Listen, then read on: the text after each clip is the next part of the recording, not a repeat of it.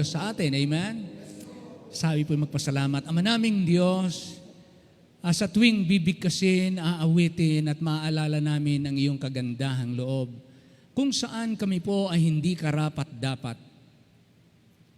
Ang amin po ay tangi at pawang pasasalamat na nagmumula sa kaibuturan ng aming puso sapagkat kami tumanggap ng unspeakable gift.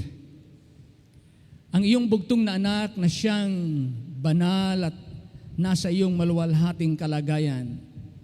Siya na lumikha ng lahat at may hawak ng lahat ng bagay, ang nanaog sa lupa upang kami ay tubusin sa pamamagitan ng pag-aalay niya ng kanyang sarili, pagtitigis ng kanyang dugo, at magbigay ng eksakto katubusan para sa aming sapat na katubusan para sa lahat ng aming kasalanan.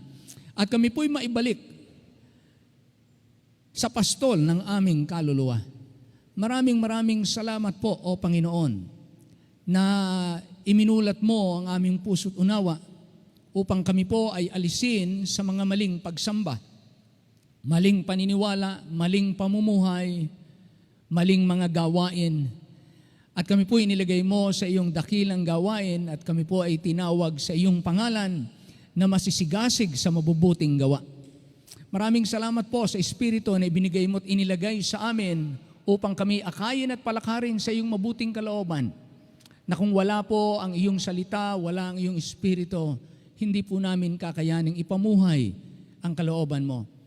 Kaya salamat po, Panginoon, sa kapangyarihang ibinigay mo sa amin upang kami maging mga patotoo sa aming kapanahunan at magsilbi kaming ilaw at asin saan man kami naroon. Ang inyong mga anak saan mang dako. Salamat po sa umagang ito, O Diyos, na kami po ay nakapagtitipon, nagpupuri, at higit pong naging meaningful ang aming mga araw dahil nakilala ka namin. Salamat po, walang katulad po ang biyaya mo sa aming buhay. I-bless you po ang iyo pong mga anak. Narito po kami, nananambahan, nagpupuri, iniwan ng kanya-kanyang lugar upang tagpuin ka sa iyong presensya na iyong itinakda na kami po'y magsama-sama. Dalangin po namin na pinasasalamatan ng mga kapatid po namin nakikinig, nanonood, through live streaming. Salamat po sa technology. Salamat po, Panginoon, sa uhaw, kagalakan ng inyong mga anak sa iyo. Lahat kami po, you are our delight. Panginoon, maraming salamat po.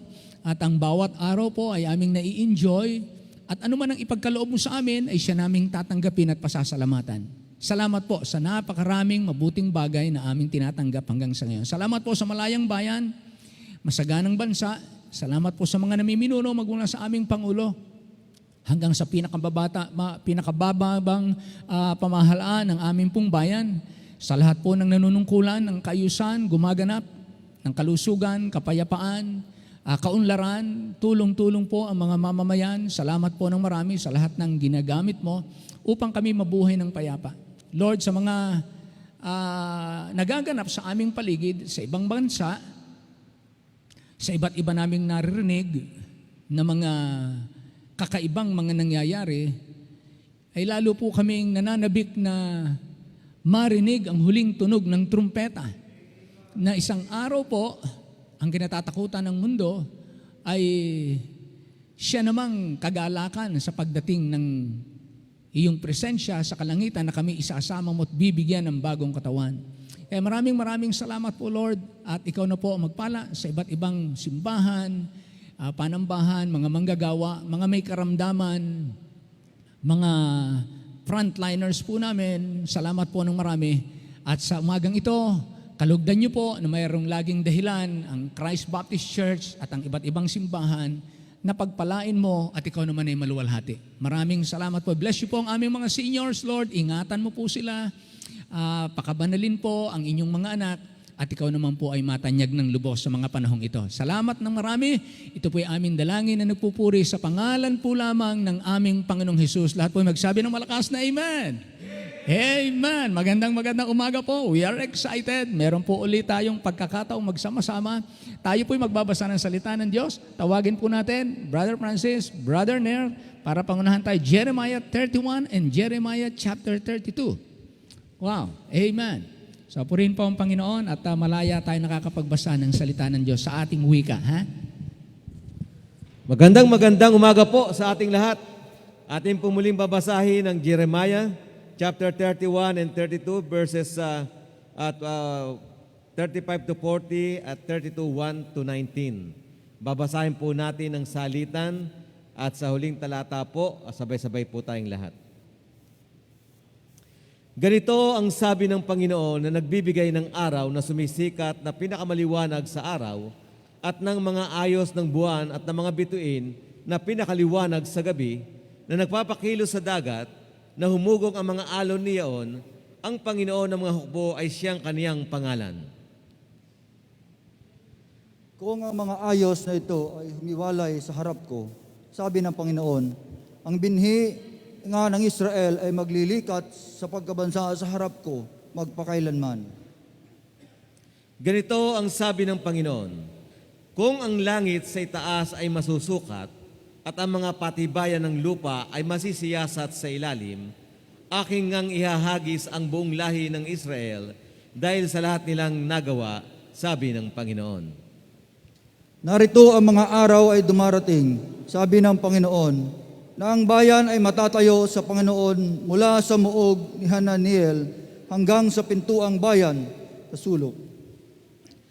At ang panukat na pisi ay magpapatuloy na matuwid sa burol ng Gareb at pipihit hanggang sa Goa.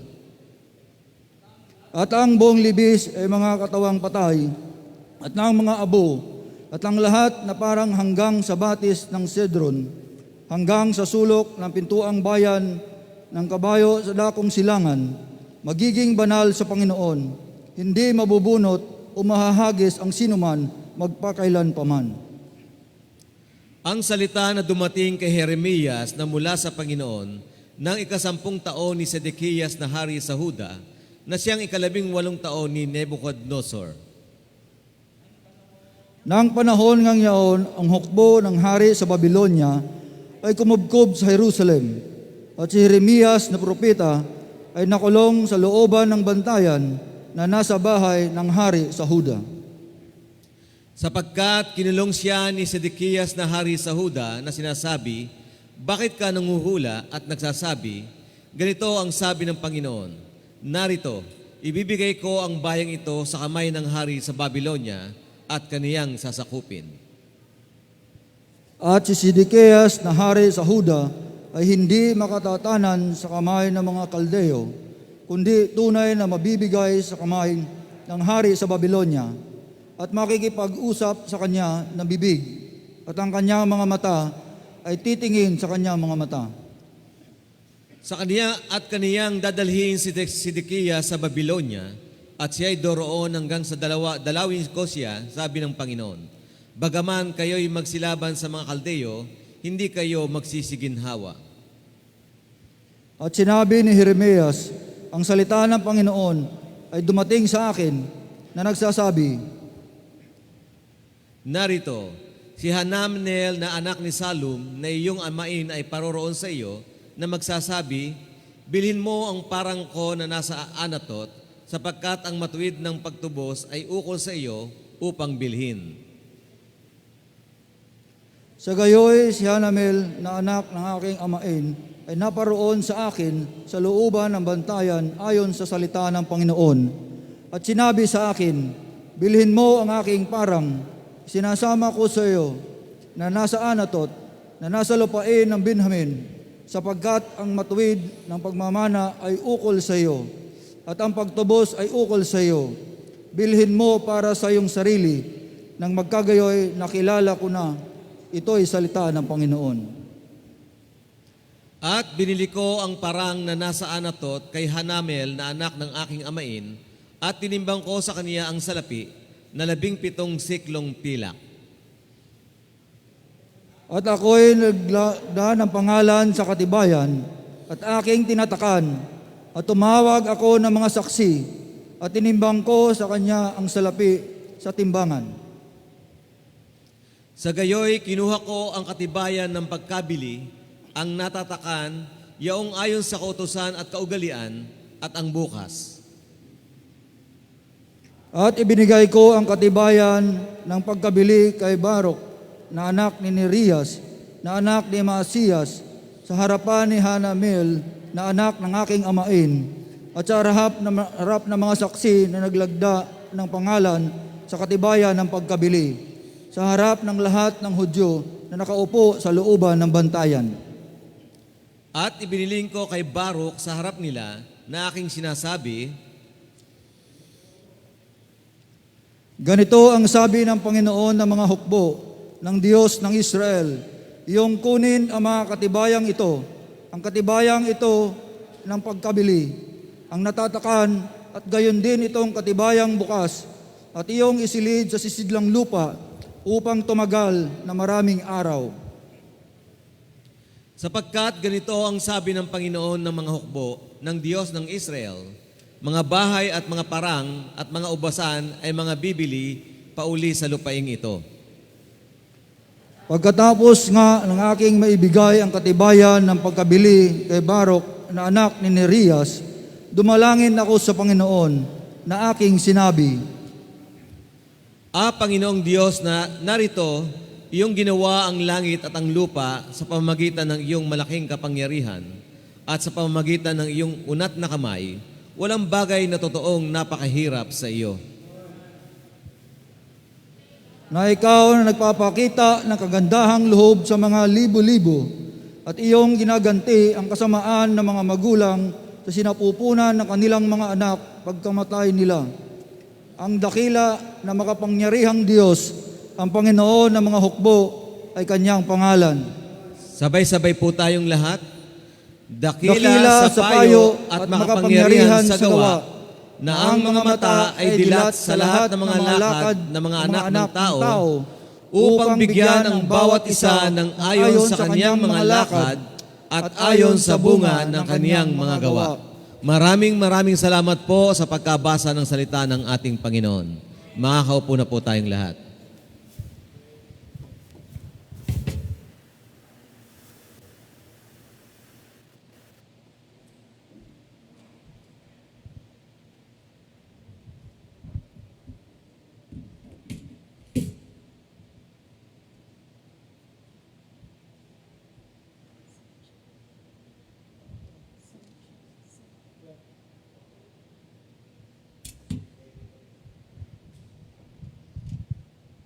Sound.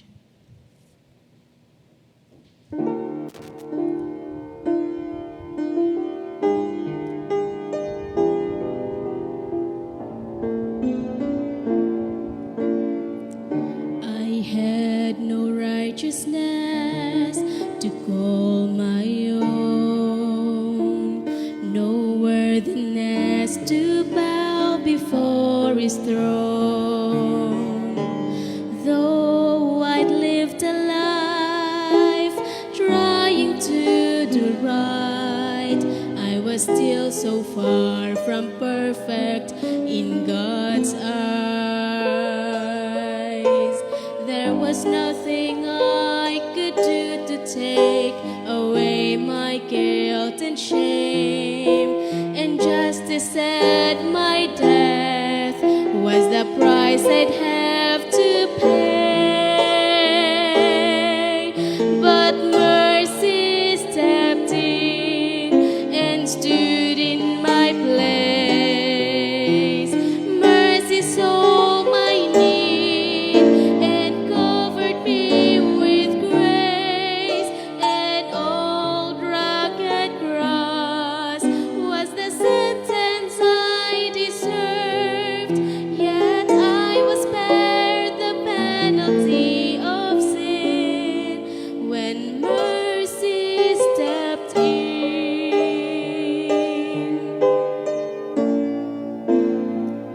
God knows the road you've walked, He knows your heart, no matter where you've been or who you are.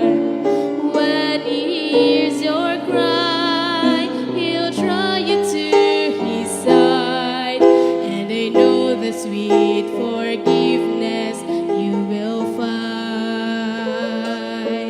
For when I was still a prisoner, bound by earthly chains, God in His great love came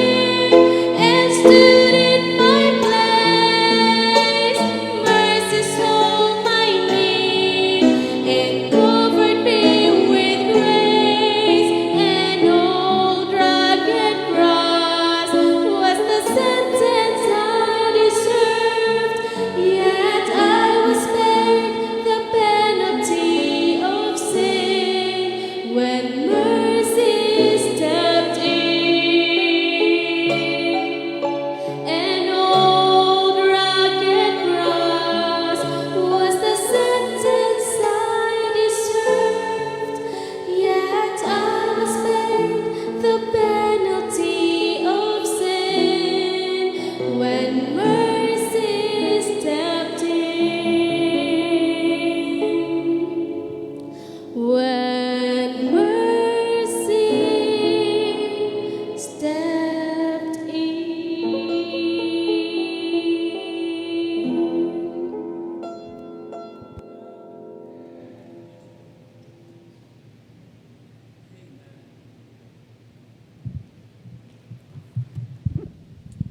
Amen. Salamat po at tayo ay kinahabagan ng Panginoon at of course, tayo po ay nagpapasalamat na tayo po ay buhay pa. Gusto kong buksan po muna natin sandali ang James chapter 1 and verses 2 and 3. Kagabi may kausap po ako na ating kapatid at parang gusto niyang, meron siyang kabigatan na binabahagi sa akin, isang pastor. At ito ang na-share ko sa kanya na naging blessing sa kanya dahil sa lahat po tayo, hindi po tayo mawawala ng pasanin at ng mga pagsubok sa buhay na ito. Pero bilang mga Kristiyano, mga kapatid, na namubuhay para sa Panginoon, iba na po ang pananaw natin sa mga pangyayari. Now, tingnan niyo po ito sa verse 2. Sabi rito, "My brethren, count it all joy when you fall into diverse temptations." Pag sinabi natin diverse, of different colors, of different kinds, of trials or testings. Kapag ka tayo ay, now this is, when you fall, this is sudden, unexpected, na? You don't plan for it, you don't like it, na? But you fall into it. Nahulog ka rito, bumagsak ka o nasa kalagayan ka ng matinding pagsubok. Pero bakit tayo magkakaroon ng ibang attitude instead of ma-upset tayo, instead na tayo ma-discourage, instead na tayo ay mag-murmur? Sabi rito ng Bible, count it all joy. Kakaiba po ito, di ba? Kakaiba. Kapag meron po tayong mga burdens and sabi ng Bible, count it all joy. Magkakaroon kayo ng ibang pananaw. Why? Because of what we know. Ano ang gamit nitong mga testings na pinapahintulot ng Diyos? Verse 3, knowing this, that the trying of your faith worketh patience. So padadalhan tayo ng maraming diverse of temptations or different testings in life na ang sinusubok o pinalilitaw ng Diyos ay yung ating pananampalataya. Yun ang gusto niyang gumana sa atin na mga anak ng Diyos. Yun ang gusto niyang gamitin natin, i-apply natin sa mga different situations in life, kagaya ngayon, sa ating panahon. We exercise faith. At ang sabi rito, count it all joy, knowing this, that the trying of your faith, ang purpose is so that it will work patience in us. The word patience means endurance, to remain under trials and sufferings. Your capacity to endure under pressure. So lahat tayo may mga pressure, di ba? Yung mga nagkasakit, may pressure. Yung mga walang trabaho, may pressure. Yung mga namatayan, may pressure. Yung mga hindi makauwi, may pressure. Hindi magkita-kita yung mga kamag-anak, mahal sa buhay, may pressure. Hindi makakatapos ng pag-aaral, may pressure. At yung mga andaming assignment, may pressure. So lahat, katunayan lahat may pressure. Tayo. Ngayon sabi ng Panginoon, meron kayong alam, kayong mga mananampalataya. Ito, dadaan sa lahat, pero sa inyong mga mananampalataya, iba ang kahulugan nito. This is the trying of your faith para ma-develop sa inyo yung patience, yung endurance. Diba? Sino ba ang nakakatakbo ng mga, let's say, halimbawa, isang takbuhan, kanyang tumakbo ng 20 kilometers? Sino ba yung makakatakbo ng ganung kalayo? Aba, yung kaya niyang mag-endure. Pero paano siya nakatakbo ng ganung kalayo? Naalala ko, nagkaroon ng camp sa Baguio, magtatakbuhan, iniikot lahat kami doon, yung mga gustong sumali ako, takbuhan doon, inilayo kami, pataas, paikot, pataas, gano'n, sa kalot. Pinatakbo kami, walastek, doon na. Sa kalahati lang ako, hindi ko kayang tapusin, hindi ko kayang mag-endure. Oo, nakisali lang ako. Pero yung iba, ay talagang wala, parang pantay, parang patag din ng kalsada. Bakit po? Mga sanay kasi yun eh. Mga mananakbo talaga yun eh. Na, mga talagang tumatakbo yun. Kaya pagka tinignan niyo yung muscle ng binte, korting puso na. They love to run. Yan ang mga muscle niyan, korting puso. Parang they love to run. Ha? So, itong mga testings, mga kapatid, pag ang attitude natin, we count it all joy, magkaroon tayo ng precious relasyon ng mag-asawa, sa ating anak, and so on. And then ang ating attitude, this is a great opportunity for me to build my spiritual muscle so that I can endure. Sabi nga ng Bible, kung hindi mo kayang sumabay sa takbuhan ng tao, paano ka pang sasabay sa takbuhan ng mga kabayo? Apat ang paa nun. Di ba? Kung hindi mo kayang takbuhan ng tao, paano kang sasabay sa takbuhan ng kabayo? Kaya napakahalaga po nito mga kapatid. Count it all joy. If you have any pressures in your life, in your family, in your finances, in your health, in your relationships, have this kind of mind. Count it all joy. Ariin mo itong opportunity. Lord, thank you for these trials. Thank you for this pressure. Then I have to bear this. And I have to endure. Then nadidevelop yung inyong endurance. Pagdating ng mga testing na you can keep on. Hindi kayo nadidiskarel. Yan ang gusto ng Panginoon. Yung bang steady kayo. Ang inyong direction towards God, yung we run the race, dire-diretso. Hindi ibig sabihin hindi mahirap, hindi nasasaktan. Parang ito po yun. Balik po tayo. Luke chapter 8. Quickly. Hindi ako magpipreach. Pero gusto ko lang pong alalahanin po natin ito. Luke chapter 8 and verse 15. Luke 8:15. Ito po yan eh. Ito yan eh. But that on the good ground, di ba? 4 kinds of grounds. Tabing daan, batuhan, dawagan. Pero itong pang-apat, yung 3 nauna, wala, hindi nangyari, hindi nagbunga. But this 4th kind of ground, but on the good ground, are they, which in an honest and good heart, having heard the word, keep it, and bring forth fruit with easiness. Yung ba nakalagay doon? Hindi. Bring forth fruit with patience. What is patience? Endurance under pressure.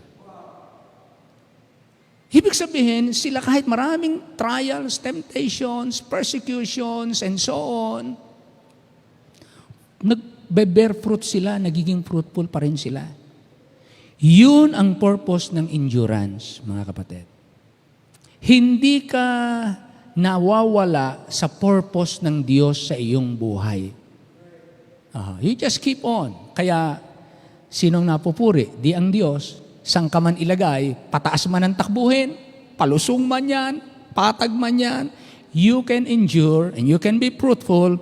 At ang luluwalhatiin, let your light so shine before men, they may see your good works and glorify your Father which is in heaven.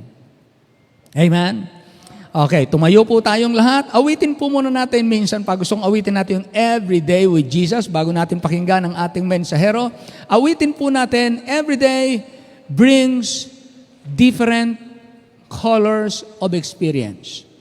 Iba't iba po itong karanasan sa bawat araw, pero kapag kakasama natin ng Panginoon sa araw-araw ng buhay, that made the difference. He, Christ, makes the difference in our everyday living. Everyone sing with me. Every day with Jesus, yes, is sweeter than the day before. Amen. Every day with Jesus, I love Him more and more. Jesus saves and keeps me, and He's the one I'm waiting for. Every day with Jesus is sweeter He's the Every day with Jesus is sweeter than the day before. Wow, amen. Kapag kaganyan po ang buhay ng Kristiyano, sweeter than the day before with Jesus, ang ating Panginoon, kitang-kita niya ng ating pagsamba ay kaluguran para sa Kanya. Mga kapatid, i-ready po natin ang ating puso. Kayo po ng mga nasa bahay, na makikinig po, manonood, you are so welcome and we rejoice with you. Nakasama namin kayo ngayong umaga. Ang ating pong mga ngaral ay ating kaibigan, manggagawa, kilala po ng marami, na naglilingkod ng may katapatan at buong pagsisikap. Ano po? Salamat po sa Panginoon. Siya ang pastor ng Metro Laguna Baptist Church. Welcome po natin, Pastor Joey Reyes. Amen. Pastor? Maraming salamat po. Sige po, pwede na po kayo umupo. Mahaba po akong mangaral, 1 oras, hindi kayo tatagal. Maraming salamat po, Tatay Conwy. Nung minsan sinabi ko, Tatay Conwy publicly, dito sa church na ito, merong umismid. Hindi ko alam kung yung pag-ismid niya, iniinsulto ako o baka iniisip niya, hindi ko alam yung sinasabi ko. Bagamat mas matanda talaga siya sa mukha. Tatay ko talaga yan sa pananampalataya. Hindi pa po ako pastor, counselor ko na po yan. Sa mga members ng Muntinlupa Christ Baptist Church. Hindi niyo po ako kilala, pero your pastor has a great part in my life. Kung wala po siya, baka wala na rin po ako ngayon. Kung mayabang ka, mas mayabang ako. Opo. At ang pinagyayabang ko, hindi yung hindi ko pa nagagawa, yung nagawa ko na. Yung iba sa inyo, mayabang, pinagyayabang nyo yung hindi nyo pa nagagawa. Pero ito, ibinagsak ako sa lupa para lalo kong makita ang biyaya ng Panginoon sa aking buhay. At yun po ay malaking utang na loob ko sa Kanya, ng aming iglesia, na I have a counselor like him, Tatay Joey Conwy. Ngayong umaga po, it's a great privilege, nag-iisip po ako ng mensahe na ibibigay sa inyo. At ang isang pinakamalaking challenge sa akin ay paano ko i-comfort ang isang church o encourage ang isang church na kayo nga ang nagiging encouragement sa amin. We are just a young church, 11-year-old church. Pero marami po kaming pinaghugutan ng kalakasan sapagkat maraming mga nauna sa amin na naging mabuting halimbawa sa amin. Bago pa lang po ako mananampalataya, I was a full-time church worker sa Christian Bible Baptist Church under Dr. Ed Laurena. 1985, I was a full-time worker sa aming church. I don't know about Christianity. I don't know what it is to be a Baptist. I just know that I am saved. I just know that I need to serve the Lord. Inobserbahan ko lang ang mga buhay ng mga taong nauna sa akin, mga inabutan ko na ron. Hindi pa nagtatagal, na-discover ko, matalino ako na-discover ko na hindi pala perpekto ang lahat ng tao. Doc? Wala palang taong perpekto? Oo, na-discover ko yun, 1985. Opo, ang talino ko Wala palang taong perpekto. Kanya namili ako, kung mag-uobserba ako, ano ang gagayahin ko?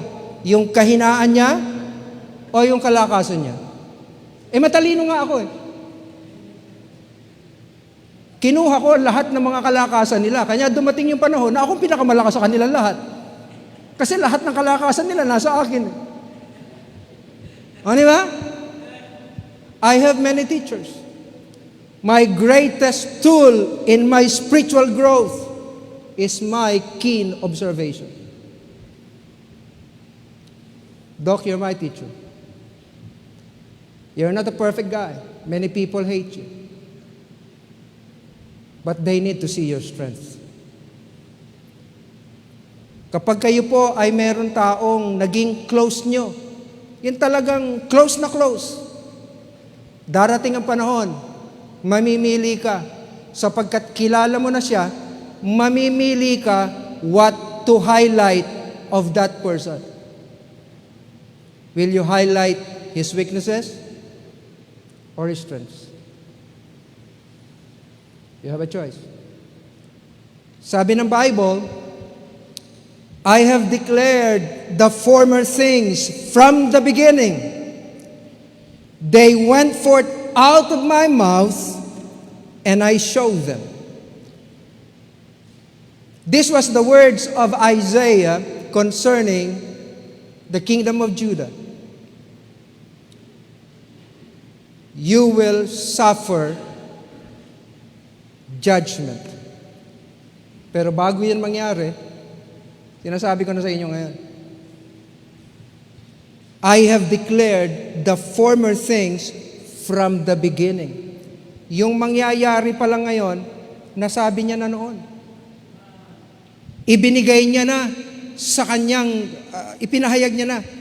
I have even from the beginning, sabi ng Panginoon, declared it to thee. Before it came to pass, I showed it thee. Ang galing talaga ng Panginoon, ano? Mahal niya tayo. Walang mangyayari na ikagugulat natin. It's all here. It's all here. Sabi ng Panginoon, declaring the end, the future, from the beginning. Yung mangyayari pa lang, inihayag niya na sa panimula pa lamang. From the ancient times, the things that are not yet done, saying, my counsel shall stand, and I will do all my pleasure. Those are the faithful words of God. Kanya nga ang sabi ng Panginoon, in everything, give thanks. For this is the will of God in Christ Jesus concerning you. When was the last time, as the pastor was telling us earlier, you thank God for your trials? When was the last time you thank God for your problems? Sabi ng Bible, in everything, give thanks. Tayo lang naman na nagle-label ng mga nangyayari sa ating buhay, good or bad, di ba? Pero sabi ni Apostle Paul, sabi ng Panginoon, and we know, we're not ignorant. We know that all things, say all things work together for good. All things. Bakit may bad ka? Bad ka eh. All things work together for good. Pero sabi ng Bible, to them that love God. Why you're here? Because you love the Lord. Candidate tayo doon sa mga magagandang bagay ng Panginoon. Not only to them that love God, kundi sabi ng Bible, to them who are the called according to His purpose. Maaring hindi tayo tinawag ng Panginoon sa pare-parehas na mga bagay, but the Lord has a perfect plan for each and every one of us even before we were born. Jeremiah 1:5, before I formed thee in the belly, I knew thee. Before thou camest forth out of the womb, I sanctified thee, and I ordained thee to be a prophet unto many nations. Do you know the will of God for your life? Because if not, though you're a believer, you have the most miserable life. Not knowing God's plan for your life. Merong kasabihan, if you aim at nothing, you will always hear it. Hindi mo alam ang plano ng Panginoon sa buhay mo. Paano mo mararating yun? Maraming mga mananampalataya, saved, they're going to heaven, while here on earth, they are living a miserable life. because they don't know the will of God. O, dyan natin paikutin na mensahe. Ngayong umaga po, buksan niya sa Exodus chapter 11 and verse 1. Exodus chapter 11 and verse 1. I have two options here. Ngayong umaga, tinitingnan ko yung oras, whether to read along Exodus chapter 11 and just expound it to you as it was written to us. Pero meron akong ginawang outline. Kaya hindi ko alam kung anong gagawin natin dito. Exodus chapter 11 and verse 1, sabi ng Bible, "And the Lord said unto Moses, Yet will bring one plague more. One plague more upon Pharaoh and upon Egypt afterwards. Afterwards, he will let you go hence. When he shall let you go, he shall surely thrust you out from hence altogether." You know the story. 9 plagues. 9 plagues. Yet the heart of the Pharaoh was hardened. He's not willing to let Israel go. Sabi ng Panginoon, tonight, one more plague. One more plague, and I will let you go. I will let you go. Una, ayaw kayong paalisin ni Pharaoh, pero ngayong gabi, ipagtatabuyan niya kayo just to go out of Egypt. Altogether. Walang maiiwan.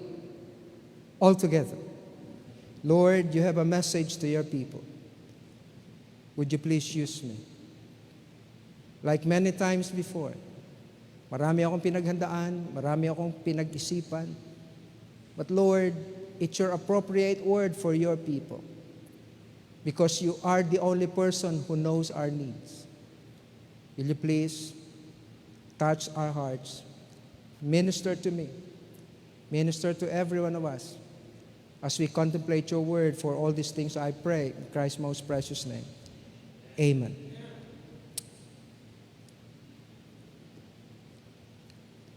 A little background ng eschatology.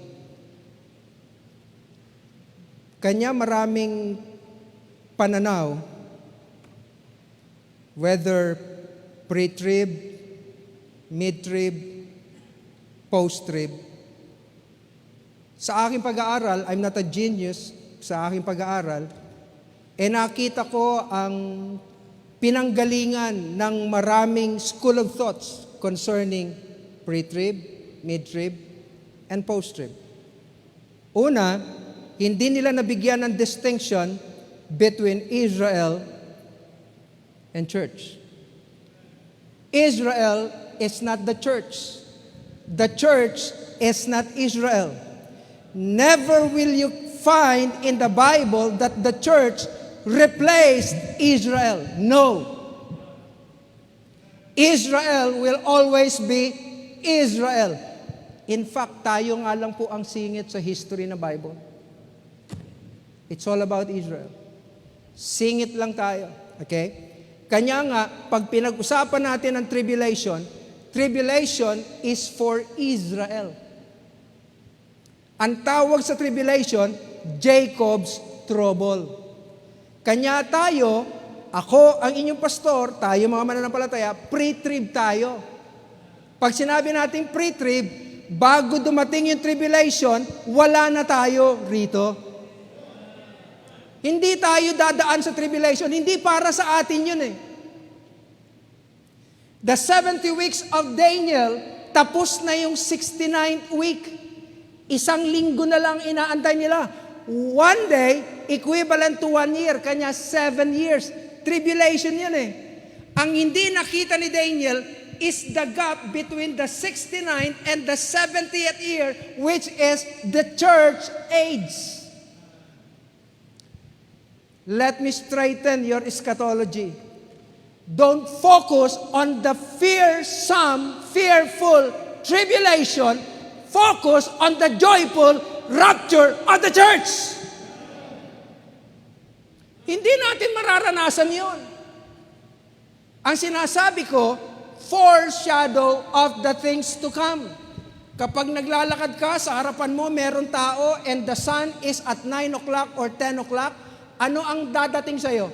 The shadow of the person that is in front of you. Bagamat hindi natin mararanasan, yung fulfillment nun, makikita na natin ngayon. Kanya dapat hindi tayo mahintatakutan sapagkat hindi para sa atin yon. Bagamat, maapektuhan tayo kahit paano. Kanya nga sa 1 Thessalonians chapter 4, ang sabi ni Apostle Paul sa mga taga-Thessalonica, comfort your hearts one another with this thought that Christ is coming to take us home. The rapture is the end of the church age, the beginning of tribulation. At the end of tribulation, the second coming. Kanya second coming is the end of tribulation, the beginning of the millennial reign of Christ. Magkaiba yon. Hello? O kanya doon pumapasok yung iba't ibang pananaw. Sa second half daw, sa pagkatapos daw. Bahala sila. Kung gusto nila maiwan dito, sila na lang. Kahirap nun. Ano sabi ng Bible? One more plague. That's the title of our message. One more plague. Sabi ng Bible, upon Pharaoh and upon Egypt. It's not for Israel. It's for Pharaoh and Egypt.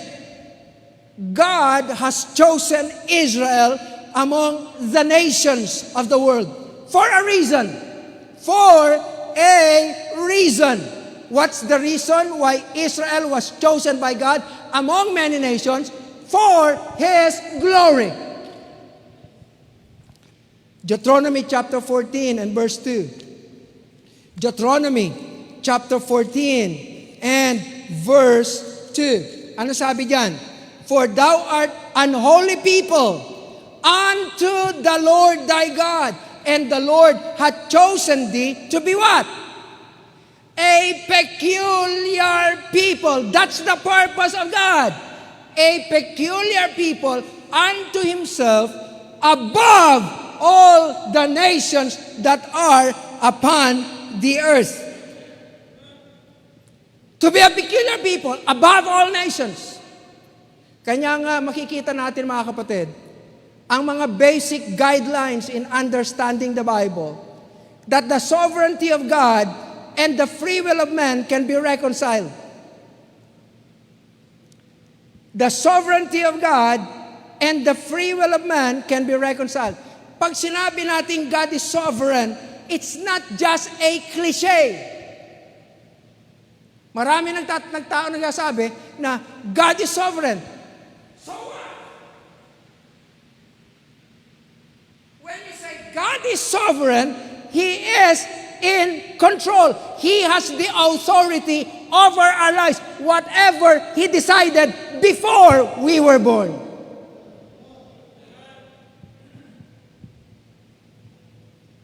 Pero mga kapatid, binigyan tayo ng Diyos ng karunungan for us to do wise decision concerning His will.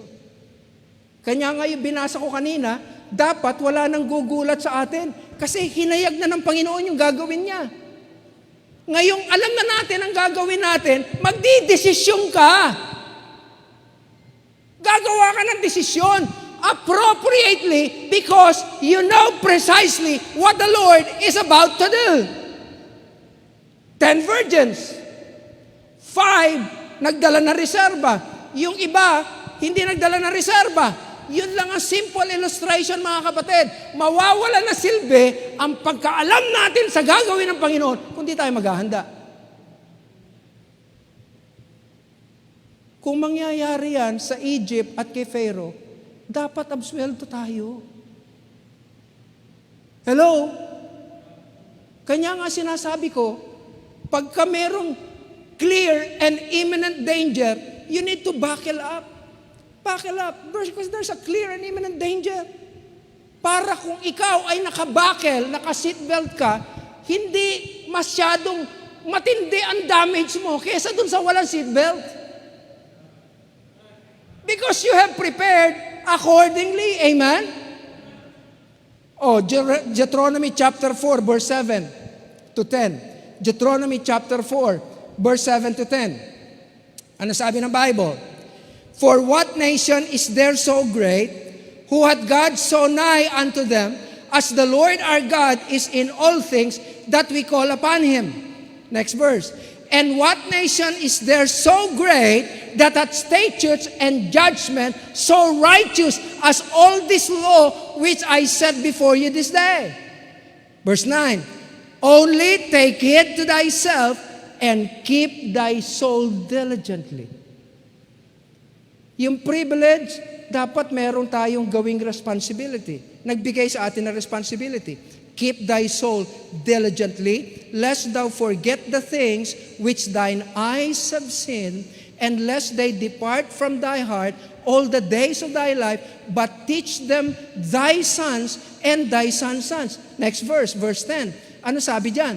Especially the day that thou stoodest before the Lord thy God in Horeb, when the Lord said unto me, gather me the people together, and I will make them hear my words, that they may learn to fear me all the days that they shall live upon the earth, and that they may teach their children.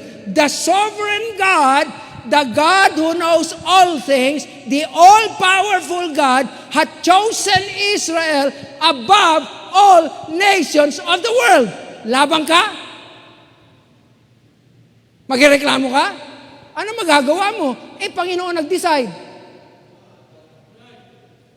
Pero yung sovereignty ng Panginoon, mga kapatid, hindi niya ginawa without a reason. Kanya nga yung maling pagtuturo ng kaligtasan na ang Diyos may piniling maligtas, hindi po totoo yun. Bakit? Lahat nagkasala. Di ba? Lahat nagkasala. Lahat nasa ilalim ng hatol. Lahat pupunta sa impyerno. Kung walang gagawin ng Diyos, mananatili siyang righteous and just. May pinili. Hindi ka kasama. Ako kasama, si Pastor Conway hindi. Magrereklamo yan. Magpipikit yan. Hello? Bakit? Mas maganda lalaki ako kay Pastor Joey. Bakit siya ligtas ako hindi? Kanya nga, walang election or choosing unto salvation. Israel is not saved. Hindi sila pinili because they're saved. Pinili sila to be an example to all nations. Ang purpose ng Panginoon is to what? Anong mangyayari pag sumunod kayo at anong mangyayari pag hindi kayo sumunod? Ganun lang po kasimple. Alright? It's always by the grace of God. It's by the grace of God that we will have the faith to obey in love, because obedience is a matter of love. Kanya nga maraming mananampalataya, hindi makasunod sa utos ng Panginoon, it is because they have a love problem. Obedience problem is always a love problem. Sabi sa John chapter 16 and verse 17, if you love me, keep my commandments. How do we express our love to God? By keeping His commandments. Marami nagsasabi, mahal ko ang Panginoon. Pero nasaan sila? Pagdating sa pagsunod sa kautusan ng Panginoon. Sa Exodus chapter 2, verse 23 to 25, Exodus chapter 2, verse 23 to 25, and it came to pass in the process of time. Markahan niyo yan sa inyong Bible. In the process of time, that the king of Egypt died, and the children of Israel sighed by reason of the bondage, and they cried, and their cry came up unto God by the reason of bondage. Verse 24, and God heard their groaning, and God remembered. Remembered what? The covenant with Abraham, with Isaac, and with Jacob. Will you please say aloud, amen, that our God is a covenant-keeping God? Amen. Our God is a covenant-keeping God. He remembered. He will never forget His covenant. Pero sabi ng Bible sa verse 25, ano sabi diyan? Verse 25, and God looked upon the children of Israel, and God had respect unto them. Why? Because He had a covenant with them. Our God is a covenant-keeping God. He will never turn His back from His promises, for they are faithful promises. Pero ang gusto kong mangyari, mga kapatid, na makita natin, yung sabi sa verse 23, in the process of time. In the process of time. God works out His will according to His timetable. God is sovereign, and He keeps His schedule. The purpose of God is perfect. His timing is perfect. It took 430 years before the Lord delivered them from Egypt. 430 years. After 430 years, God said, it's time to go. Come on, pack your things up. It's time to go. The circumstances they were in was exactly the way God wanted to execute His promise of deliverance to Israel. Ano ba nangyari? Di ba namatay yung Pharaoh na hindi niya alam ang ginawa ni Joseph sa Israel? It was Joseph who prospered Egypt by the grace of God. In the span of time, 430 years, there came up a leader in Egypt who forgotten all about Joseph and put the children of Israel under hard labor. Alam niyo mga kapatid, kung titignan lang natin, para bang ang Diyos mapagparusa lang, natutuwa siyang parusahan tayo. Bigyan tayo ng difficulties. Pero hindi eh.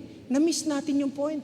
Yun ang talagang paraan ng Panginoon para i-deliver niya ang Israel. God raised up Pharaoh. Our God is sovereign. He controls all events in the world. And because of that, we should not be surprised nor yet be caught flat-footed with what's going on around us. God will always reveal His purpose to us before He executes it.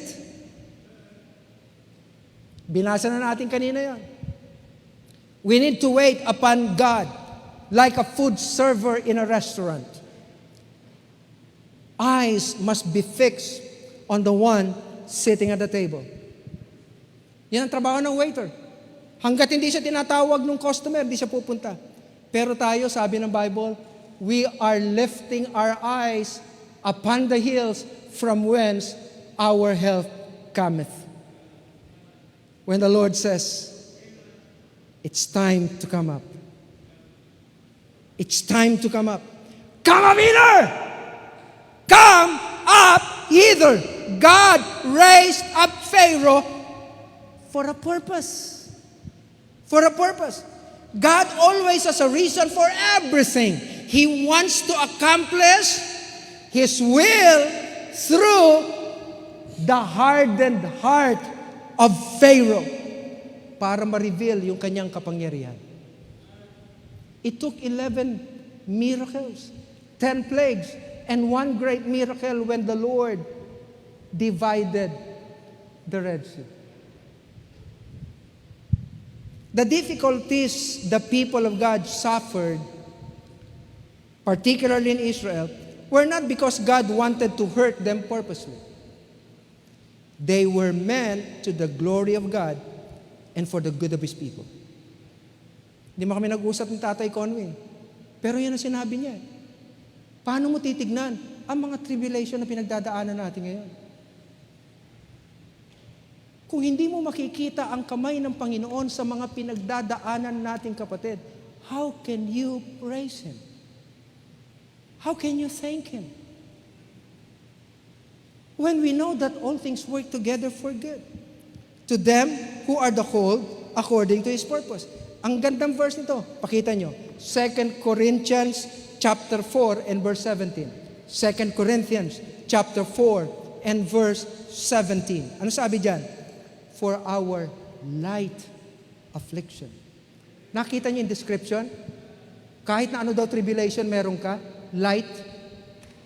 Say light. Light.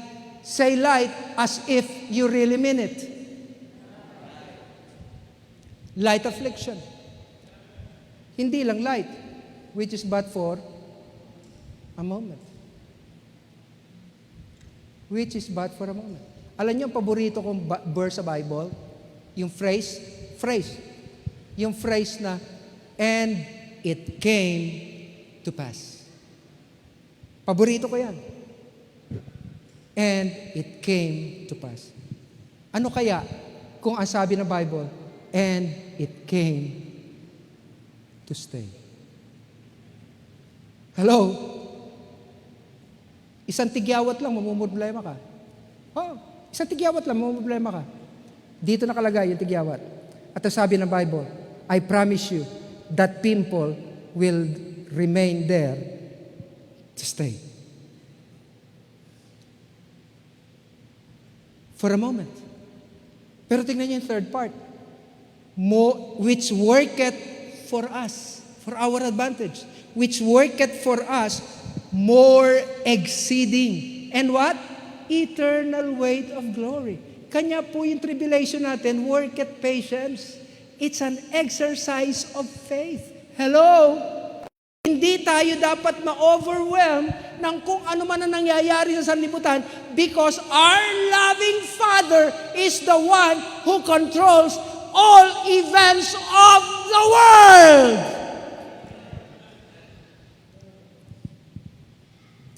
God raised up Pharaoh. Don't blame Pharaoh.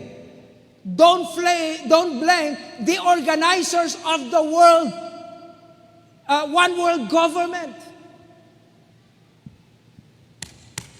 Hindi sila dapat kumuha ng atensyon natin. Pinapaalam lang ng Panginoon.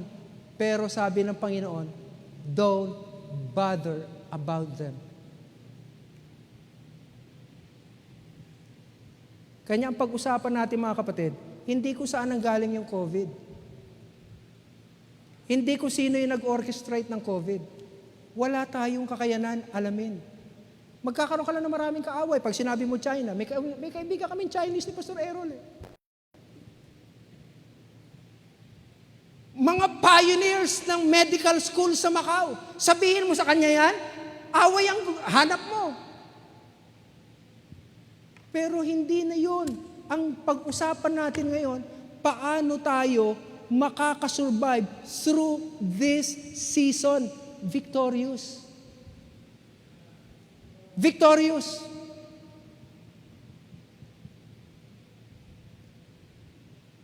We need to exercise our faith. I will lift mine eyes unto the hills from whence my help cometh. God raised up Pharaoh for a purpose.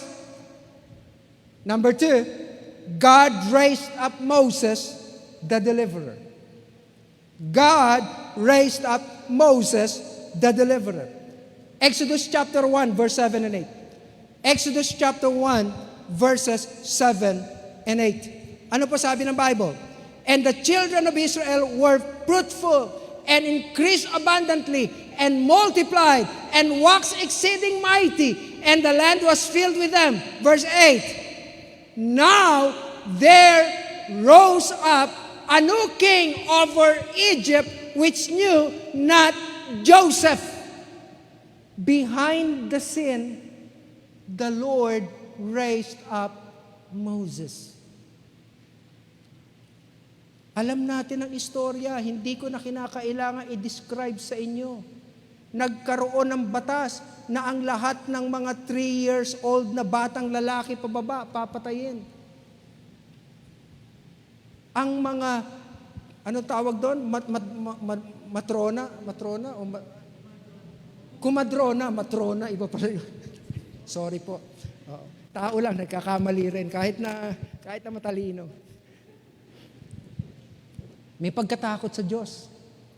Hindi pinagpapatay yung mga batang kanilang dineliver. Isa si Moses doon. At si Moses, sabi ng Bible, nung hindi na nila maitago, kasi iyakin.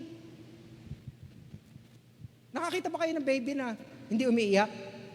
Sabi ng Bible, nung hindi na nila maitago, abay gumawa ng paraan. Paano natin sa ilog? And you know the story, ang nakakita sa kanya, yung anak ni Paraon, yung prinsesa. Yung prinsesa nga ata yun. Ano po? Sinusundan ni Miriam. Sabi ni Miriam, ano yan vaudeville yan orchestrated yan Sabi ni Miriam, kailangan mo na yaya? Kailangan mo na yaya? Sabi nung sige, meron ka kilala. Ang kinuhang yaya, nung kapatid niyang si Miriam, yung nanay. Kanya kahit na nasa palasyo si Moses, ang nagpapalaki sa kanya, sino? Yung nanay niya.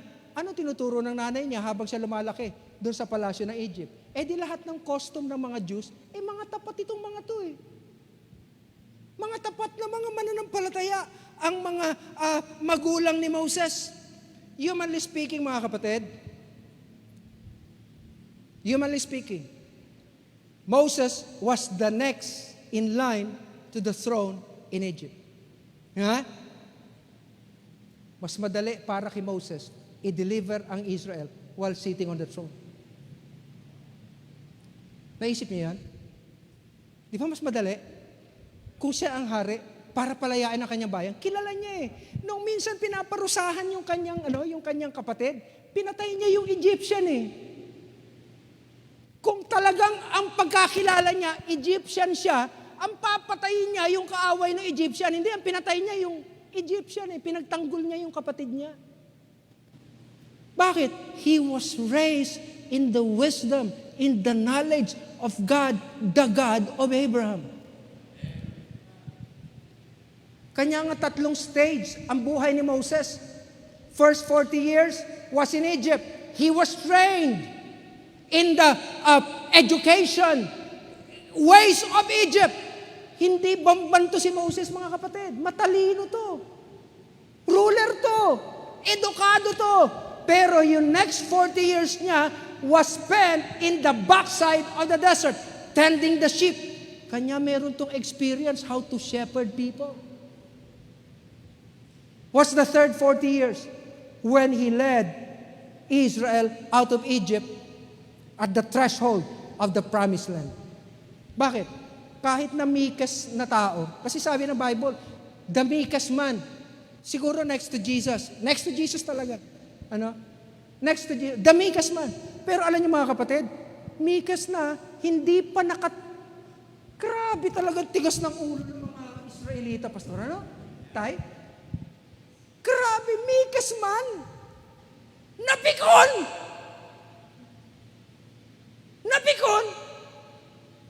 Ako pa, pastor lang, hindi mapipikon sa miyembro ko? Pag leader ka at nakita mo ang buhay ng mga mananampalataya na sinisira nila nang hindi nila nalalaman, para kang kinikiliti? Hindi, magagalit ka! Kanya dito sa church, may sawayan dito. pag walang sawayan dito, wala nang pakialam ang pastor mo sa'yo. Bahala ka na sa buhay mo. Yung ba gusto mo? Yung ba gusto mo?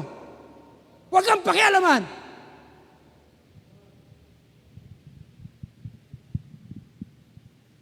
Ang tunay na pastor, pakialamero. Kasi ipagsusulit kita eh.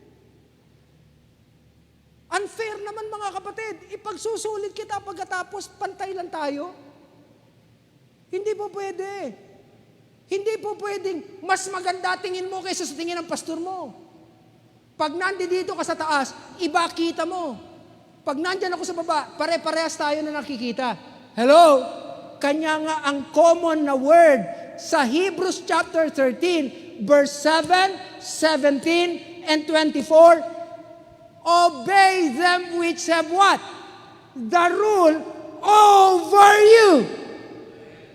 Yan ang common sa mga verses na yan. 7, 17, and 24. Them that have the rule over you. Sa church, pare-parehas tayong anak ng Diyos. Magkaiba lang tayo sa tungkulin na ipinagaganap ng Panginoon. The pastor is always over you. May kita siya na hindi mo kita. Huwag matigas ang ulo. Pag sinaway ka ng pastor mo, pasalamatan mo, Panginoon. Bakit? Kasi kinilos ng Panginoon ang puso niya para kausapin ka. Wala kang halaga sa akin. Hindi kita kamag-anak. Kamag-anak ba kita? Hindi kita kamag-anak. Wala akong pakialam sa iyo. Pero bakit ako nagmamalasakit sa iyo? Kasi nga, yung pag-ibig ng Panginoon na dumadaloy, Kanya makinig ka.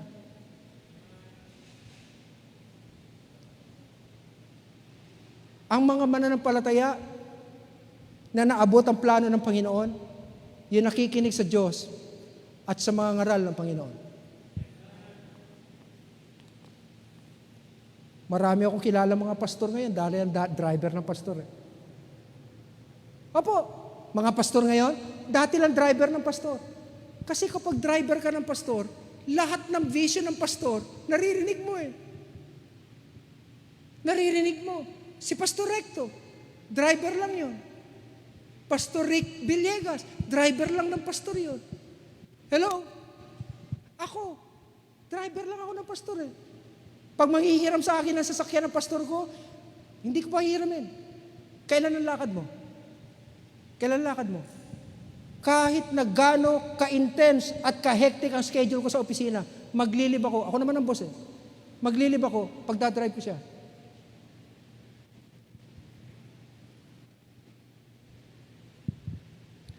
God raised up Moses. Our God is an all-powerful God. He is a miracle-working God. Here's the problem. God hardened the heart of Pharaoh. God hardened the heart of Pharaoh. Kanya umabot sa siyam na plagues. Before that night, the plague of what? Na pinatay ng Panginoon lahat ng firstborn son ng mga Egyptians. And by the way, I need to cut my message short. This is a 20 slides outline. First time I preach. I will cut it short. Pharaoh typifies the enemy of God, Satan. He is the tempter who lured man into sin. He would never stop until he distracts us from the will of God. Because the enemy wants the people of God destroyed. Ano sabi ng Panginoon? The thief cometh not for to what? To steal. To steal. The devil wants to steal from you the things, the wonderful things God prepared for you. You know what what's your problem? You don't care! That's your problem! The devil is robbing you of your prized possessions and you don't even care! Ang normal na reaction ng mga tao pagdating ng bahay, bukas ang bintana, bukas ang pinto, bukas ang mga cabinet. Tignan nyo kung ano mga nawala! Tignan nyo kung ano nanakaw na pasok tayo! Kailan ka nag-examine ng buhay mo? Kung ano nawawala sa'yo? Ha? Mga kapatid, ang kaya lang natin sukatin kung ano meron tayo. Ito lang. Pero hindi natin kayang sukatin kung alin yung meron dapat tayo. Kung lahat tayo sumunod. Unknown quantity yun.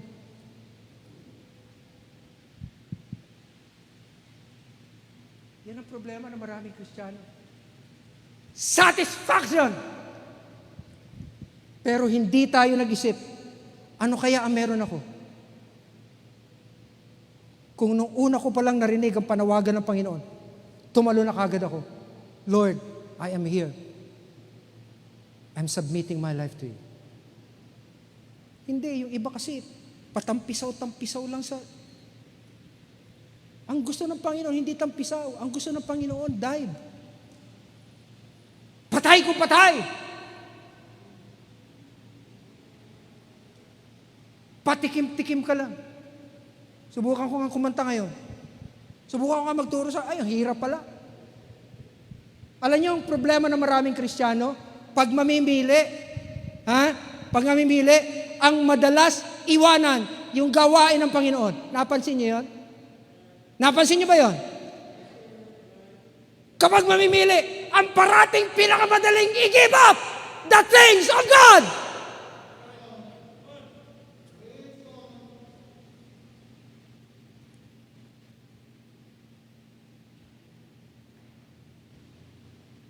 Maraming distraction. To steal, to kill. Alam mo ba, dahil tayo mananampalataya, the day you got saved, kung pahihintulutan ng Panginoon, pinatay ka na ng Diablo that very day. Kasi kaaway tayo ng Diablo eh. From the kingdom of Satan to the kingdom of God. Two warring kingdoms. Kaaway na tayo ng Diablo, papatayin tayo. Nakakita ba kayo sa battlefield? Gera? Nagkilitian lang? Di ba ang instruction? Pag hindi ka uniforme, barilin mo! We're translated from the kingdom of Satan to the kingdom of God. Kaaway tayo ng Diablo.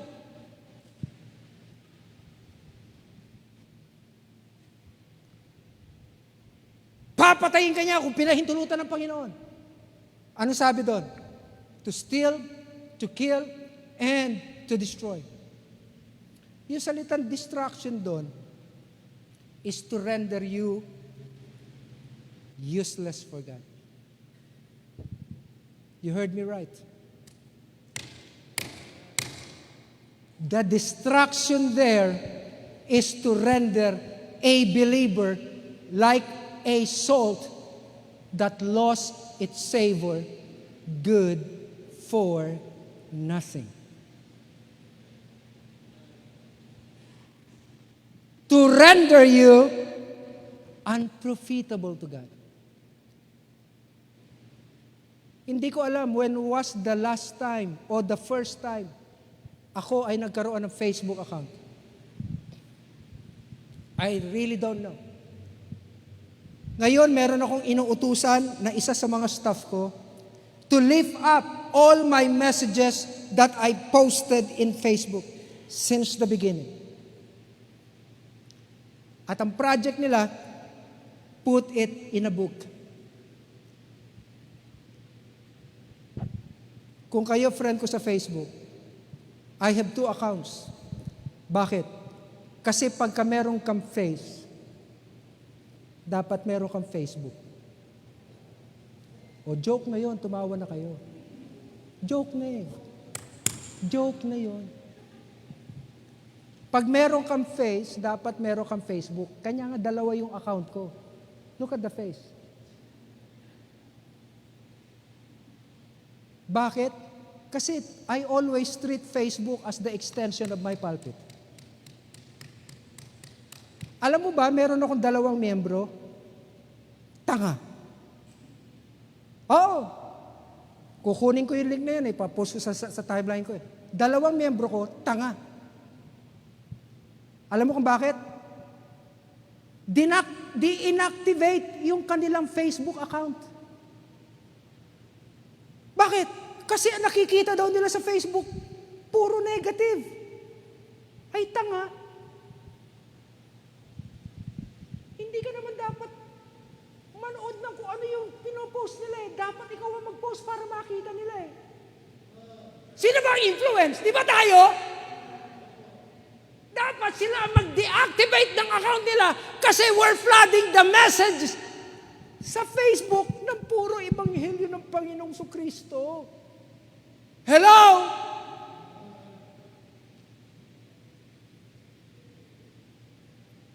Alam niyo mga kapatid, throughout my Facebook life,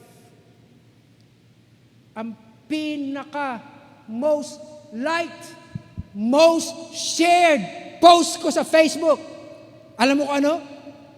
Yung pinost nyo galing dito. Tagalog na gospel tract. 8,000 shares.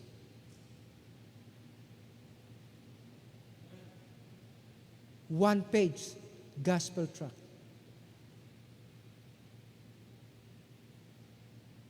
$8,000 shares. Yung mga kaibigan nila, sabihin na natin, 100, that's how many? 800,000 people who saw the gospel message. Mga kapatid, isa na lang na naligtas. Isa na lang. Isa na lang, tay. Isa na lang. Kota na ako. Kota na ako. Kasi isang kaluluwa. Great rejoice. Hello. Kanya nga noong ko pa sinasabi, wala pang COVID, gamitin natin ang social media para ipahayag ang ebanghelyo. Kasi noon, you have to be physically in China to preach the gospel to the Chinese. Ngayon, hindi na eh. Ngayon, hindi na eh. Nakikita mo ba yon?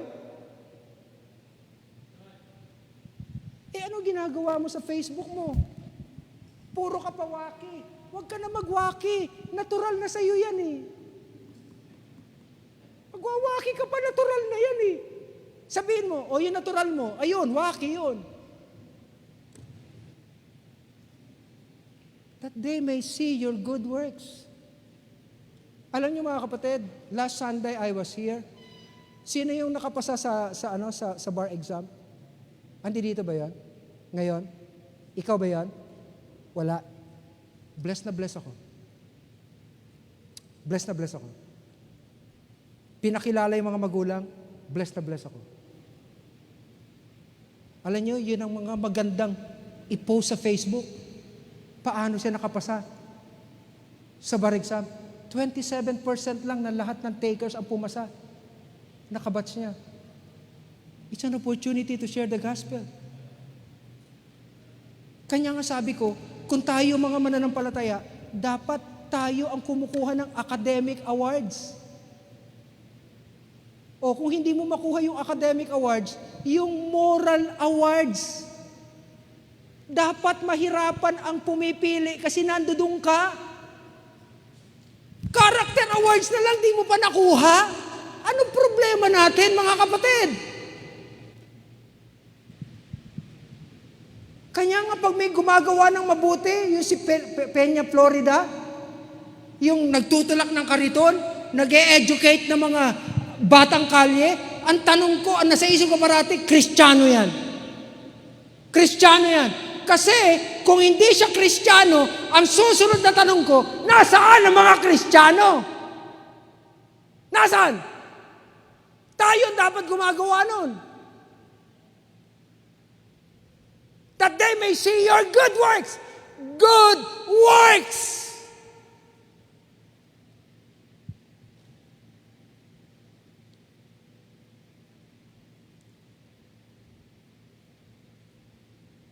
the world will offer us several things to rob us of God's blessing, to distract us, for us to drift away from God, and ultimately to destroy us.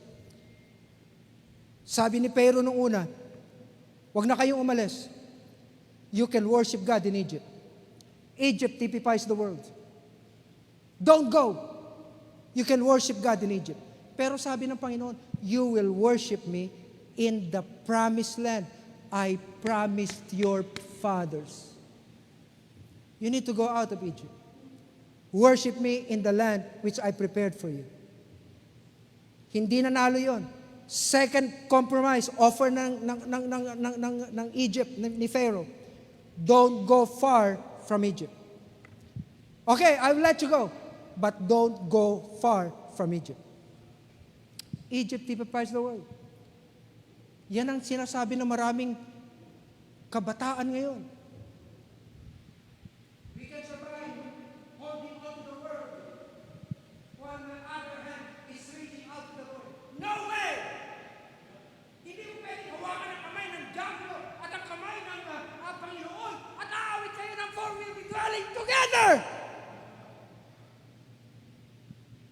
We're called to a sanctified life, a life that is away from the world.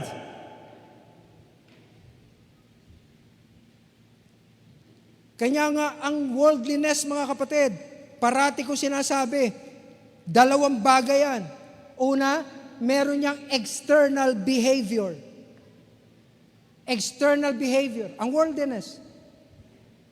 People you associate with, places you go, and the pastimes you enjoy. External behavior. Ano yung internal attitude? Lust of the flesh, carnality. Lust of the eyes, covetousness. Pride of life, conceitedness. Ako, magaling.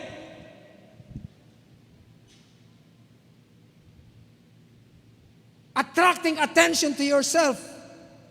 Alam niyo ba, mga kapatid, na merong possibility na hindi ka nag-exhibit ng external behavior, pero deep inside, you're harboring worldliness. Hindi ka nga nanonood na sine. Pero, gigil na gigil ka naman. Pinagbawal ang sinihan noon. Alam ko reason. Baboy talaga sinihan noon. Pero ngayon, hindi na magagawa sa loob ng sinihan. Yun nagagawa noon. Lalo na kapag sa director's club ka. Oh. Pero hindi yun ang issue eh. Kasi ang issue daw, ang sinihan hindi ginawa para sa Kristiyano. Eh ano ba ang lugar na ginawa para sa Kristiyano? Kundi ito lang naman eh. Ito lang naman eh. Lahat ng lugar, hindi naman para sa Kristiyano yun eh. Palengke? Kristiyano ba gumawa nun? Hindi ka nga nanonood na sine. Eh ano pinapanood mo rito? Ano pinapanood mo sa kwarto mo, in the privacy of your room?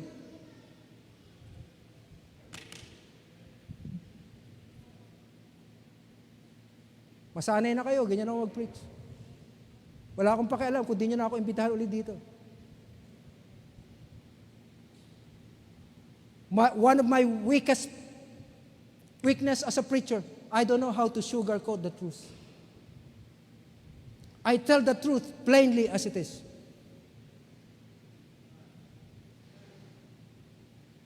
Ano yung third compromise? Nasabi ng Pharaoh. First, you can worship God in Egypt. Number 2, don't go far from Egypt. Number 3, leave your children behind. Leave your children behind. The journey is too far. Your children would not make it. Leave them behind. Alam niyo ba, mga kapatid, mga magulang, ang charge sa ating mga magulang, yung pananampalataya natin, maipasa natin sa ating mga anak. Tama si Dr. Paul Chappell. Ano sabi niya? Christianity is but one generation away from extinction. Imagine Israel have forgotten God completely. Have you read Judges chapter 2? After the death of Joshua and the other leaders that outlived Joshua, there rose up a what? A generation after them who knew not God, neither the things which He did in Israel. Alam niyo mga kapatid, hindi yun henerasyon na tumalikod. Sabi ng Bible, who knew not God, neither the things which He did. Completely ignorant of who God is and what God did for Israel. Paano nangyari yun? Di ba tuwing nung tumawid sila sa Jordan River, sabi ng Panginoon kay Joshua, kung saan tumindig ang mga Levites sa gitna ng Jordan River, erect a monument of stone in the midst of the river, Jordan River, where the feet of the Levites stood still until all the Israelites passed on wet ground to the other side. Next monument of stone, kung saan tumayo ang mga Levites, kumuha kayo ng bato at ilagay nyo doon sa Gilgal where they dwelt that night. A monument of stone. Alam niyo mga kapatid, hindi stone na maliliit yun. It's a monument of stone. Spectacle. Kanya nga sabi ng Bible, darating ang panahon, makikita ng mga anak ninyo, magtatanong ang mga anak ninyo, Dad, what meaneth these stones? Dad, what meaneth these stones? Then you will tell them, how great is our God. We walked on dry ground, passed through the Jordan River. Parati ang sinasabi ng Panginoon, magkaroon kayo ng frontlet sa inyong mga mata so that you would not forget. Listen, what happened after Joshua and the other leaders that outlived Joshua? There rose up a generation that is completely ignorant of who God is. What happened?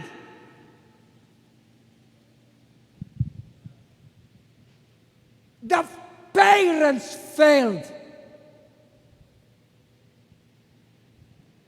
The parents failed. I have good news for you. Kung hindi mo ginising ang mga anak mo, babasa ba sila ng Bible? Kung hindi mo sila ginising, will they be in church today? I have a good news for you. You will not be here forever to wake them up and remind them to read their Bible. Remind them to pray and remind them to go to church. You have but a short time to mold them up.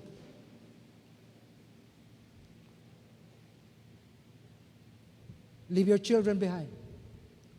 Fourth, leave the animals behind. Leave the animals behind. What? We will go to Canaan? We will worship God? How can we do that without our offering sacrifices?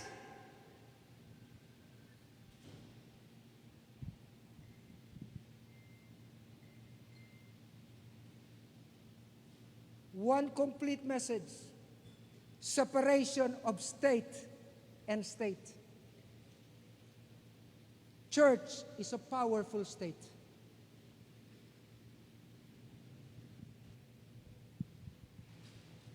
More powerful than any nations of the world. Why? Because we have a better constitution. We have a better economy. The one who controls our economy is the possessor and the owner of all things. How can we go poor? Our administrator is the greatest one ever there is. The King of Kings and the Lord of Lords.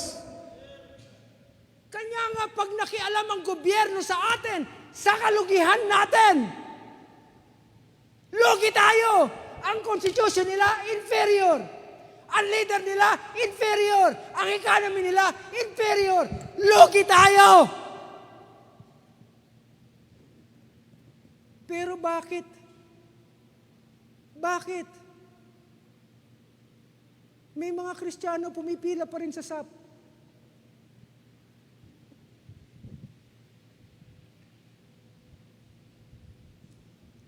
Another one complete message. God is not anti-poor. Ang author ng 4-piece, hindi Panginoon. Ang author ng 4-piece, yung mga dilawan. It's not in the Bible. No work, no eat.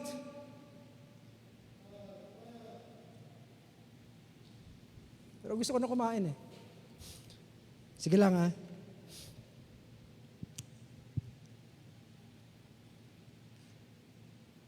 O, ito na lang. Jeremiah 2:13.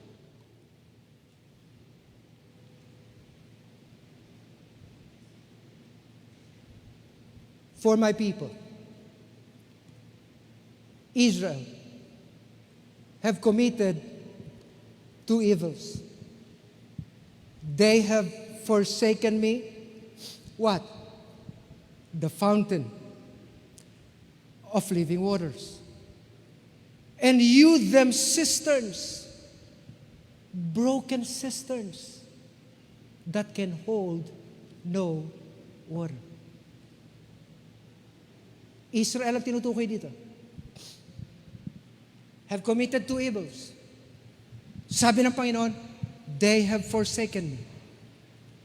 Personal thing against God.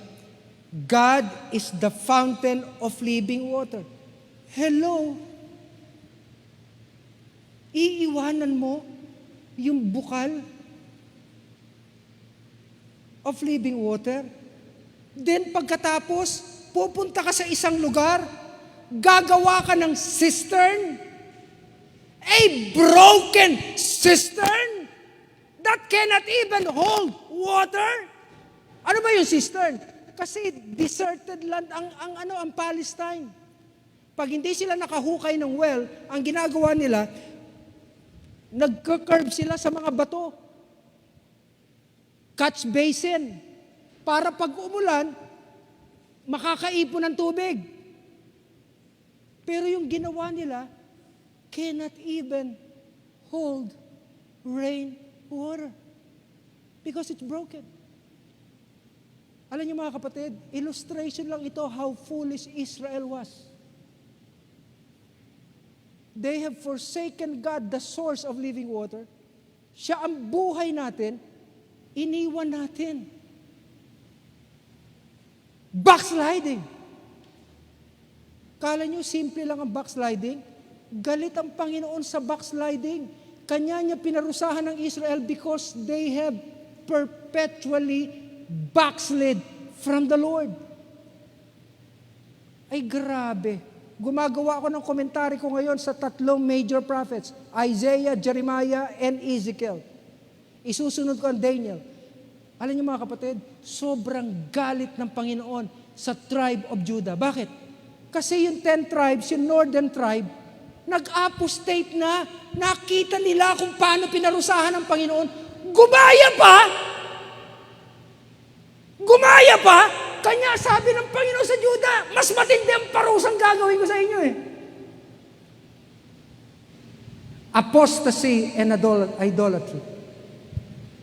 Expand nyo na lang. Apostasy is when you depart from the truth.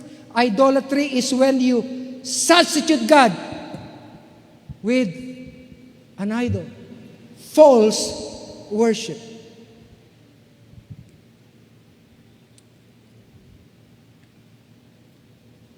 Exodus 11. Exodus 11.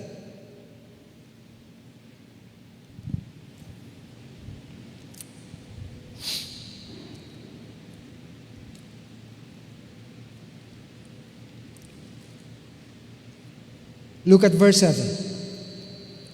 Verse 7.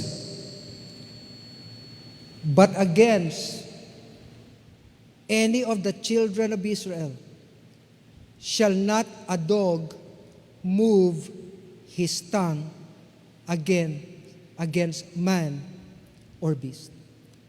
Look at me for a while. Dito ko na lang po tatapusin. That night, the night of the Passover, walang Egyptian household that there was no dead child. Firstborn male. They were crying. Napakaingay ng gabi sa pighati at pag-iyak ng mga Egyptians. Dito lang sa Pilipinas, pag meron lang umingay sa gabing madilim, tumahol ang isang aso, lahat ng aso, tahulan, lahat ng mga aso. Sabi ng Bible, if this is not a miracle, what can you call this? Ang ingay ng gabi, umiiyak ang mga Egyptians. Tahimik ang mga aso. Tahimik ang mga aso. Walang nagtatahulan. Hindi lamang yun. Sabi ng Bible, that you may know how the Lord doth put a difference between the Egyptians and Israel. That night, they went out 2 million people. Not a single dog barked. A miracle. They went out rich. They spoiled the Egyptians. Sabi ng Panginoon, ngayong gabi, una, ayaw kayong paalisin. Ngayon, ipagtatabuyan kayo.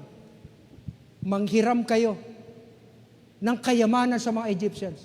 Alam niyo mga kapatid, exact term ng Bible, the Jews, the Israelites, spoiled the Egyptians. Alam niyo yung salitang spoiled? Nangyayari lang yan kapag ka nanalo ka sa digmaan. Lahat magiging pag-aari mo. They spoiled the Egyptians. Here's the message. Sa lahat na pinag-usapan natin. Here's the message.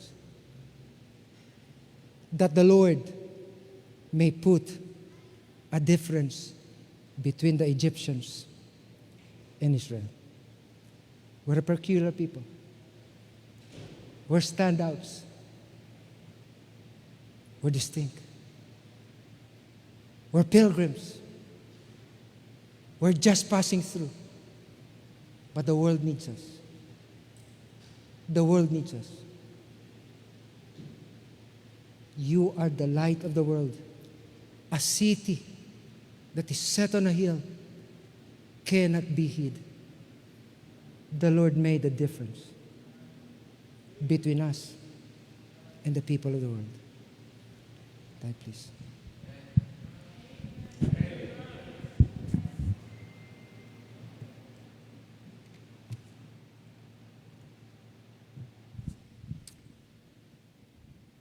Amen. That one more plague made the difference. Salamat po sapagkat ang Panginoon ay tagapagtanggol ng kanyang bayan. Amen. Tagapagtanggol ng kanyang tao. At ipinakikita niya na siya'y makapangyarihan para lalo tayong magtiwala sa Kanya at huwag tayong matakot na maglingkod at gawin ng Kanyang mabuting kalooban.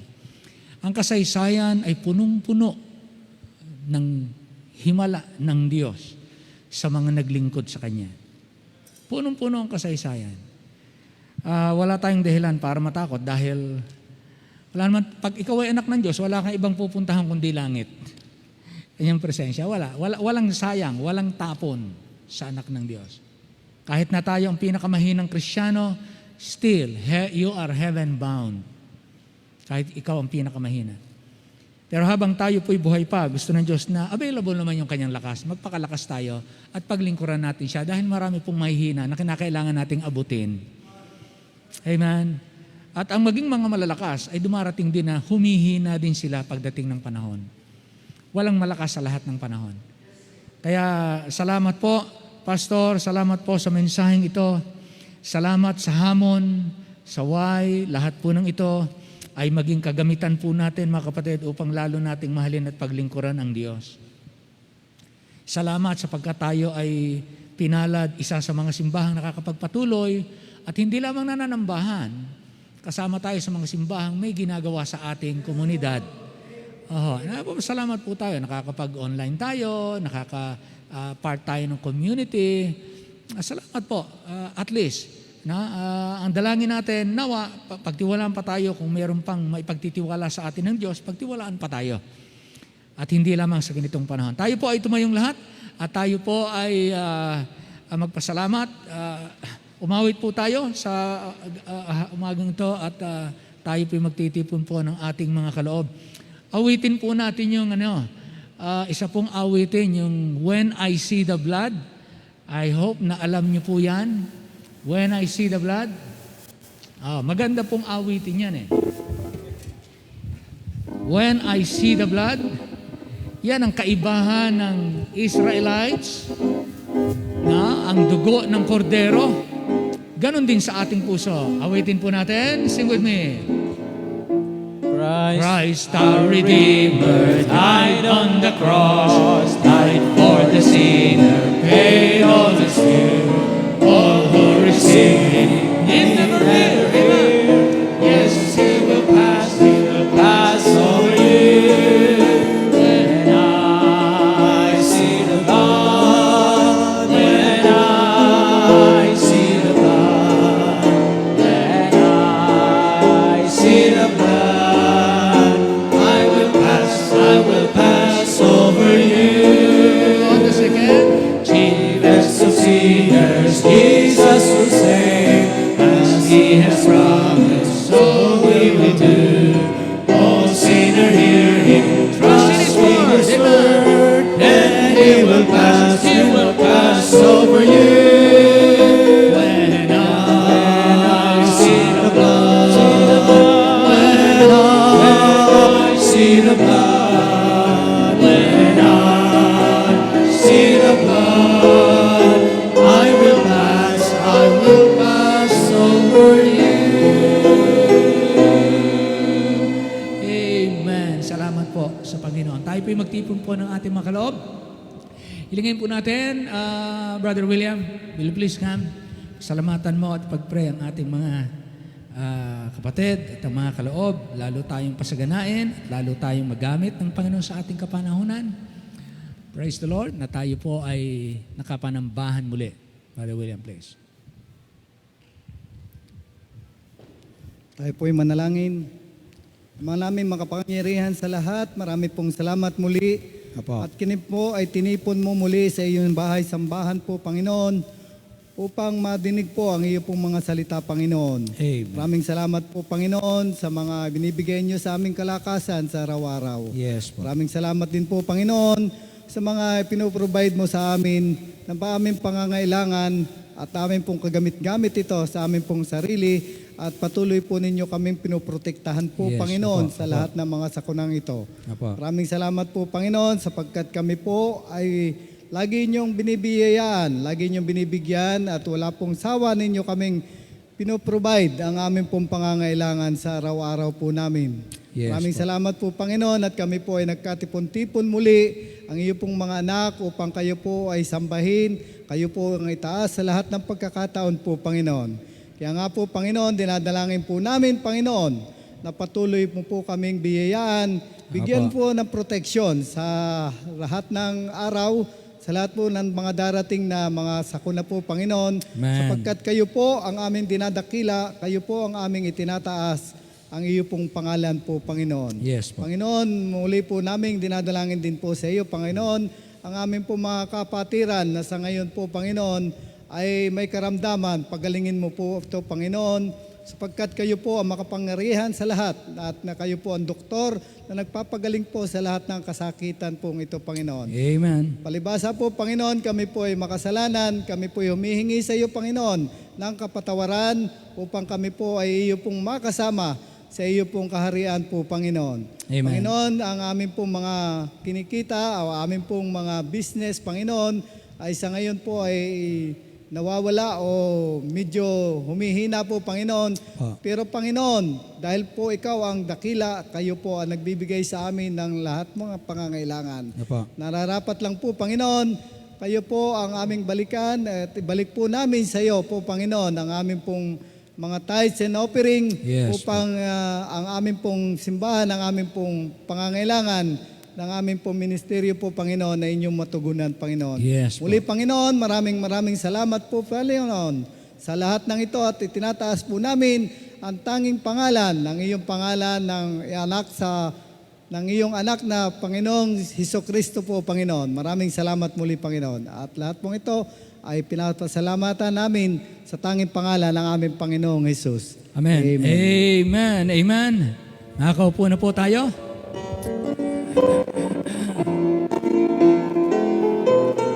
Praise the Lord.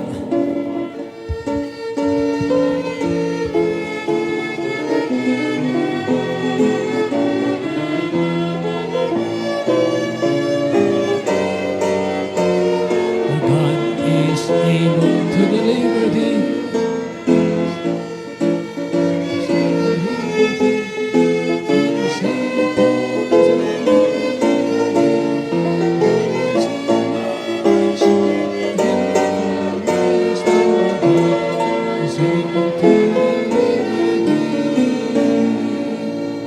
Amen. Praise the Lord. Salamat po sa Panginoon. Salamat po sa ating mga kapatid na nakaantabay, nakasubaybay sa ating pong live streaming. At sa lahat po na makikinig, ay ako po ay nakakatiyak na tayo po ay tumanggap ng hamon sa umaga pong ito. Say amen. At gaya po ng mga nagdaan, ang salita ng Diyos ay huwag po nating hayaang mahulog sa lupa. May kanya-kanya po silang ibang hamon, ukit sa ating pananampalataya para mahubog tayo ayon kay Kristo. So salamat po sa Panginoon. Now, isang paalala po, dahil tayo po ay meron pong lunch, ay i-observe po natin strictly, dahil hindi natin na perfect last time,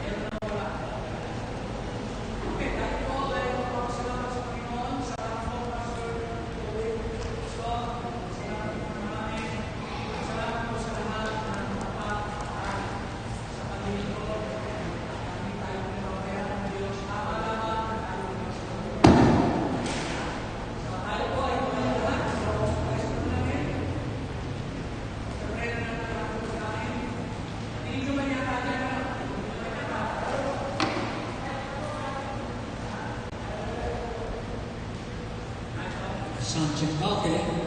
Salamat po. Okay, tayo po ay salamat again. Proper distancing. Observe po natin habang kumakain. After nating mag-dismiss, mag-uuwian, proper distancing, lagi nating obserbahan. Ano? Tayo po ay magwakas sa panalangin. Salamat po ng marami. Ama naming Diyos, hindi po namin kayang sukatin, lagyan ng hangganan, ang gawa ng iyong salita na nahayag at naipangaral sa umagang ito sa puso ng lahat ng nakapakinig at mga makakapakinig pa. Maraming salamat po sapagkat ikaw ay gumagamit ng mga daluyan, mga sisidlan na marurupok, pero ang dalad nila ay ang treasure ng langit. Panginoon, maraming salamat, kaya ang kapurihan po at ang pag-asa ay wala sa amin kundi nasa iyo. Sa kamangyarihan mo at biyaya mo lamang kami nakapagpapatuloy. Salamat po sapagkat ang bawat salita na humahamon sa amin sa pananampalataya ay naghahatid sa amin sa mas mataas na antas ng pagsunod, pagpapahalaga sa gawain at pangalan ng Panginoon. O Panginoon, tulungan niyo po kami na lalo ka naming mahalin. Yamang hindi namin kayang pantayan ang pagmamahal mo sa amin. Patuloy niyo po kaming palaguin sa pag-ibig sa inyo at sa lahat ng mga mahalaga po sa inyo. Ikaw na po magpala sa inyong mga anak. Bless po ng aming kanya-kanyang kalagayan sa buhay. Ganon din naman po ang aming mga kababayan at ang mga namiminuno sa amin at ang mga tagapamayapa sa aming lipunan, tagapangasiwa, tagapagpaunlad, lahat po ng gumaganap ng mabuti sa aming bansa. Lalo niyo po silang pag-ibayuhin ang pag-unlad, ang pagtatagumpay na mabuti. At ang masama, Panginoon, ay magapi at mapasailalim ng aming mga paa. O Diyos, salamat po ng marami dahil ang inyong pagbabalik ay aming inaasahan. Ito ang aming kaaliwan. Sa gitna ng maiinit na labanan ng pananampalataya, merong kaming kagalakan. We can still rejoice in the Lord evermore. Lord, i-bless you po ang aming mga mahal sa buhay na hindi namin kasama, mga kapatid namin nasa iba't ibang probinsya, nasa iba't ibang bansa, nasa iba't ibang tahanan, may iba-ibang kalagayan. Ikaw na po ang magpala, sama-sama kaming magkarinigan na maganda ang ginagawa mo, maging ang mga simbahan, mga misyon, sa loob at sa labas ng aming bansa. Ikaw na po mag-ingat at magpalago ng lahat ng ito. Maraming salamat po sa umagang ito.